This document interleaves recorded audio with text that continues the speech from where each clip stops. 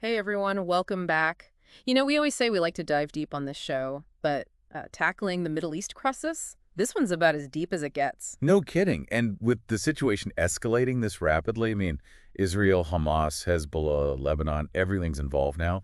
It feels more urgent than ever to go beyond the headlines and really understand the core issues at play here. Right, because when you just focus on the what's happening now, you miss all the context. And in this case, the context goes back, well, way back, Yeah. even before 1948, when Israel was founded. Absolutely. To truly understand the roots of this conflict, we need to look back at the British Mandate period. You had a growing Jewish population seeking a safe haven, a homeland, which is understandable, right? But at the same time, you had Palestinians who'd called this land home for centuries. It was a recipe for tension right from the start. It's like you can already see how this is going to be a problem, right? Two groups with legitimate claims to the same land. Exactly. And that tension, that clash of aspirations, explodes in 1948 with the creation of Israel. For many Jewish people, it's a moment of triumph, the culmination of a long struggle. But for hundreds of thousands of Palestinians, it becomes what they call the Nakba, the catastrophe. Forced from their homes, becoming refugees, that experience creates a wound that never truly heals. It's like this original trauma that just echoes through generations. Exactly, and that sense of displacement, that loss of a homeland, it becomes central to understanding Palestinian anger and resentment.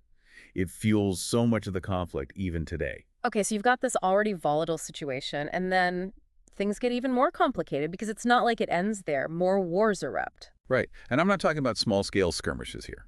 These are wars that redraw the entire map of the region. The Six-Day War in 1967 is a prime example.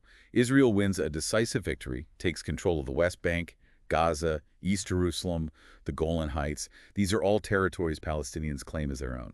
Oh, wow. So it's like adding fuel to the fire, Yeah. right? More land changing hands, even more displacement. Did anyone even try to make peace during this time? There were attempts, definitely. The Oslo Accords in the 90s, for example, were a huge deal at the time. The hope was to finally achieve a two-state solution. Israel and an independent Palestine existing side by side in peace. But as we know, it ultimately collapses. Yeah, why is that? Was it just impossible from the start? Well, a lot of factors contributed to its failure. There was deep mistrust on both sides, disagreements over the specifics of borders, the issue of Israeli settlements in the occupied territories, and of course there was ongoing violence. All of that culminates in another pivotal moment, the Second Intifada. Man, the Second Intifada, talk about a turning point. It's like everything we just talked about, the displacement, the failed peace efforts, all the simmering resentment, it just boils over. Yeah, and that's really where groups like Hamas start to take center stage. Right. But they're not just some fringe group, are they? I mean, we're talking about a group that's actually running things in Gaza. Exactly. It's important to remember, Hamas isn't just some militant group on the sidelines. They're deeply embedded in Palestinian society.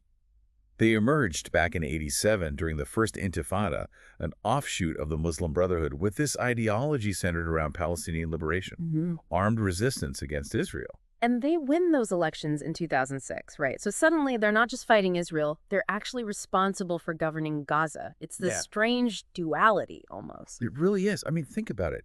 They're in charge of healthcare, education, all the things you'd expect from a regular government. Yet, at the same time, many countries, including the U.S., label them a terrorist organization. It's this inherent contradiction in their very existence, and it creates this incredibly complex situation on the ground. And to make things even more complicated, just a year after Hamas wins those elections, Israel imposes the blockade on Gaza, 2007, if I remember correctly. That's right. And while Israel argued the blockade was necessary to put pressure on Hamas to stop the rocket fire, the impact on ordinary Palestinians has been devastating. We're talking about almost 2 decades of living with severe shortages of basic necessities, limited access to clean water, electricity, proper health care. The humanitarian situation there is dire.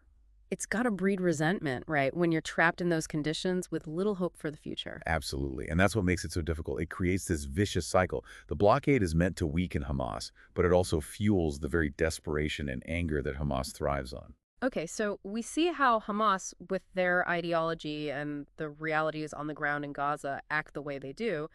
But then you have Hezbollah up in Lebanon adding a whole other layer of complexity to this whole thing. Right, because Hezbollah is a different beast altogether. Founded in 1982 during the Lebanese Civil War, they were initially backed by Iran to resist the Israeli occupation of Lebanon at that time. And they eventually force Israel out of Lebanon completely in 2000, right? Which is seen as this huge victory, makes them heroes in many parts of the Arab world. Absolutely. That victory really elevates them, not just in Lebanon, but throughout the region. They become this symbol of resistance, proof that Israel can be defeated. But here's the thing.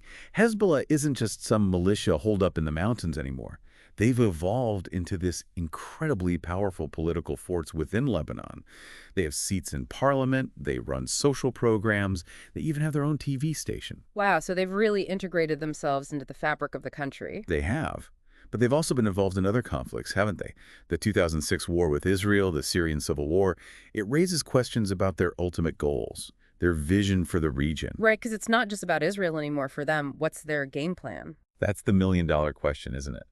And it's something we'll need to unpack further when we look at their role in this current conflict. Because this isn't just about Lebanon anymore, is it? So we've got Hamas in Gaza, Hezbollah in Lebanon, both with these long, complicated histories with Israel.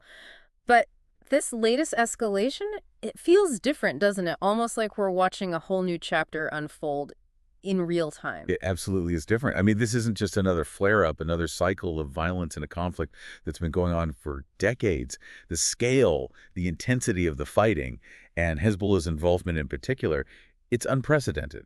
Yeah, everyone's talking about Hezbollah's role this time around. It's like they're sending a message with the sheer firepower they're unleashing. They are. We're not talking about just lobbing rockets indiscriminately across the border here. This is a different Hezbollah than we've seen before. They're targeting strategic infrastructure deep inside Israel.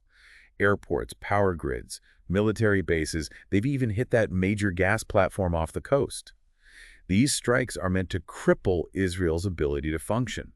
So they're not just trying to defend Lebanon anymore. It's like they've put themselves in charge of the whole Palestinian cause, showing everyone they're the ones calling the shots. It's a dangerous game, no doubt, but it seems like Hezbollah is trying to establish themselves as the leading force in the region. And remember, they're not doing this alone. Their arsenal, much of it supplied by Iran, is a major factor in their ability to strike so deep and so effectively. And it's provoked a massive response from Israel. Haven't we heard this is the most extensive campaign they've ever launched against Hezbollah? We have. And as always, it's the civilians who get caught in the middle. The images coming out of southern Lebanon are just heartbreaking. Entire neighborhoods reduced to rubble, families forced to flee north, seeking refuge in whatever shelter they can find. Our sources even mention people fleeing Lebanon, crossing into Syria of all places, looking for safety. It's just unbelievable. It is. And it highlights the truly tragic reality here. Thousands displaced, hundreds killed, and these numbers are only going up. It's a humanitarian disaster.